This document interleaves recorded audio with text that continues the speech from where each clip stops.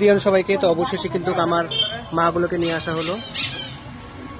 এখানে দেখো দিদির মাগুলো আছে, আমার মা আছে। এখন বরণ করা হচ্ছে, মাদেরকে বরণ করে নেওয়ার পর তারপরে কিন্তু আদিশ্যামা মায়ের মন্দিরে চলে যাবে।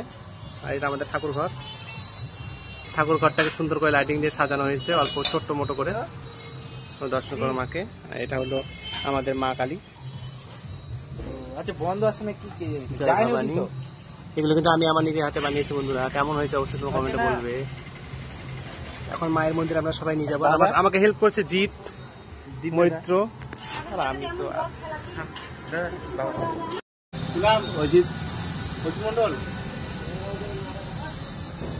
তো অবশেষে কিন্তু আমার মাদেরকে নিয়ে চলে যাওয়া হচ্ছে আদিশ্যামা মায়ের মন্দিরে।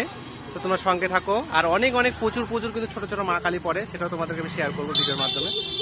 তো এটা দেখো, মাদেরকে নিয়ে যাওয়া হচ্ছে। এখন ভ্যানে ওঠানো হয়ে গেছে।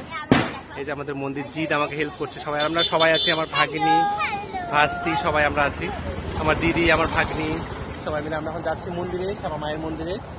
এগুলো দিতে যাব, বড় মায়ের কাছে যাবে ছোট ছোট মা।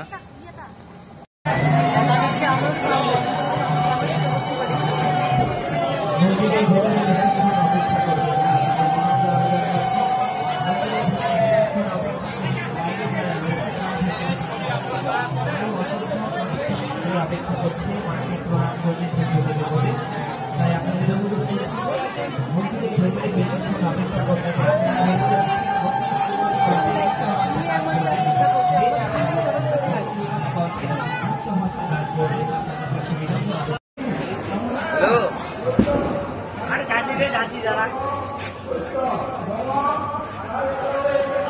এখন তোমাদেরকে আমি দর্শন করাবো আমাদের পাকুয়াটের শ্রী শ্রী আদিশ্যামা মা।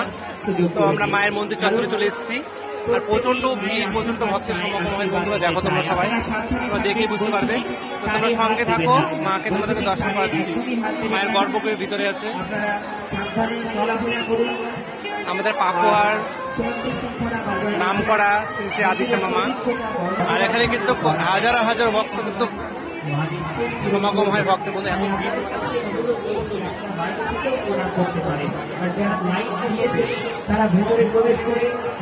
এই যে মায়ের গর্ভগৃহে যে মা এখানে আছে, দেখো তুমি দর্শন করো মাকে সবাই।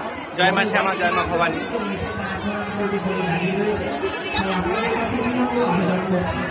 আপনারা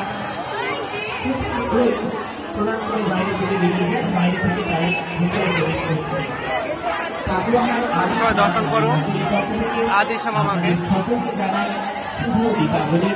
এবং এই আলোক উৎসবে আন্তরিক প্রীতি ও শুভেচ্ছা। জয় মা ভবানী।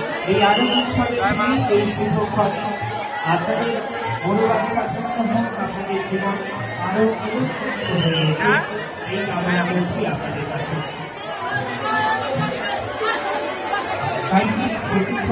তোমরা সবাই মাকে দর্শন করো বন্ধুরা।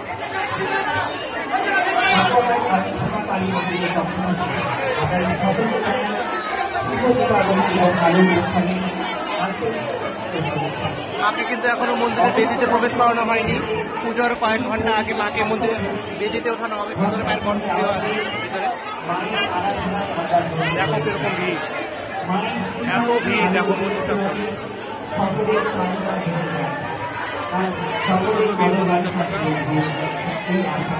তোমাদেরকে আরো মায়ের ভিডিও তোমাদেরকে শেয়ার করতে সঙ্গে থাকো। শুধু আমি এসেছি, আমি না, ভাগিনীকে নিয়ে চলে এসেছি। আর আমার দিদিও এসছে আমার সাথে। এই যে তোমাদেরকে বলেছিলাম যে দিদি মানতকারী দিয়েছে, এটা আমার বড় ভাগিনী, এটা আমার ছোট ভাগিনী।